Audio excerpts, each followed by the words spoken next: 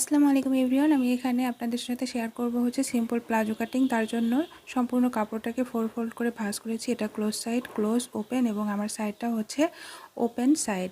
তো আমি এই পাশ থেকে না নিয়ে যেটা ক্লোজ সাইড এখান থেকে হলো পায়ের ঘেরটা নেব, এতে করে যে কাপড়টুকু বাঁচবে তার কাজে লাগবে।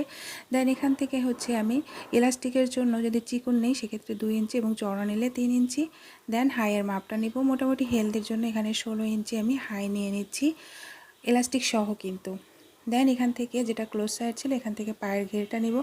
যেহেতু এটা সিম্পল প্লাজো কাটিং তাই এখানে 9.5 থেকে 10 ইঞ্চি নিব, খুব বেশি চওড়া নিব না।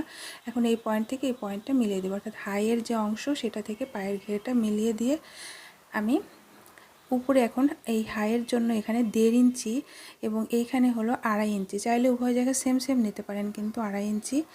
দেন দুটো দাগ মিলিয়ে দিয়ে এরকম একটু রাউন্ড শেপ দিয়ে দিব।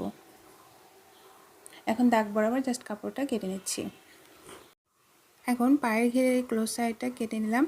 এখন কাপড়টাকে জাস্ট ওপেন করব। ওপেন করে দেখেন যেটা মানে সালোয়ারের একটা পার্টের উপর আরেকটা পার্ট বসাবো। তবে যদি উল্টো সোজা কাপড় থাকে সেক্ষেত্রে পার্ট বসানোর সময় দুটো সোজা সাইড ভিতরের দিকে রেখে এখন দুই সাইডে জাস্ট হাইটা সেলাই দিয়ে দেবো। এবং হাই সেলাইয়ের ক্ষেত্রে অবশ্যই দুই পাশে খুব ভালোভাবে মুখ মেরে নিতে হবে, দেন ডাবল সেলাই দিতে হবে। এখন সেলাইয়ের পর দেখিয়ে দিচ্ছি, আমি সেলাই করে নিয়েছি। এখন এই যে কোমরের এখানে দেখেন ধরলাম একটা পার্টের, এবং ওই পার্টেরই কিন্তু পায়ের অংশটা ধরে এরকম যখন ছাড়াবো তখন দেখেন অটোমেটিকলি সালোয়ারের শেপটা আসবে। জাস্ট এখন এই যে পায়ের ঘের এখানে ডাবল ভাঁজ দিয়ে একটা সেলাই দিব উভয় পায়ে। দেন এই পাশ থেকে এই পর্যন্ত সম্পূর্ণ ঘেরের সেলাই এবং উপরে জাস্ট এলাস্টিকের সেলাইটা দিলে কিন্তু সালোয়ারটা কমপ্লিট হয়ে যাবে। তো আমি সেলাইগুলো জাস্ট একটু স্পিড বেশি দিয়ে আপনাদের সাথে জাস্ট শেয়ার করলাম যে কিভাবে সেলাই করলাম। তো যে কোনো সেলাইয়ের ক্ষেত্রে কিন্তু শুরুতে এবং শেষে অবশ্যই ভালোভাবে মুখ মেরে নিতে হবে।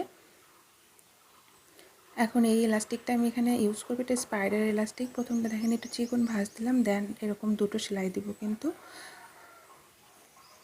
আর যখন সেলাইটা দিব তখন এই যে মার্জিনের যে কাপড়, দুটো কাপড় যেন সেম একই দিকে থাকে সেদিকে কিন্তু খেয়াল রাখবো অবশ্যই, তা না হলে ইলাস্টিক ঢোকানোর সময় পারফেক্টলি যাবে না। এবং ইলাস্টিক ঢোকানোর জন্য আমি এখানে উভয় জায়গায় 1/2 ইঞ্চি পরিমাণে ফাঁকা রেখেছি। প্রথমে আমি একটা ইলাস্টিক ঢুকিয়ে নেব, দেন একইভাবে কিন্তু অপরটাও করে নেব। মেশিনেই কিন্তু ইলাস্টিকের সেলাইটা দিয়ে আমি ফিনিশিং করে দিই। তো ভিডিওটি ভালো লেগে থাকলে তো অবশ্যই চ্যানেলটি সাবস্ক্রাইব করে পাশে থাকা বেল আইকনটি অন করে দিবেন। সবাই ভালো থাকবেন, আল্লাহ হাফেজ।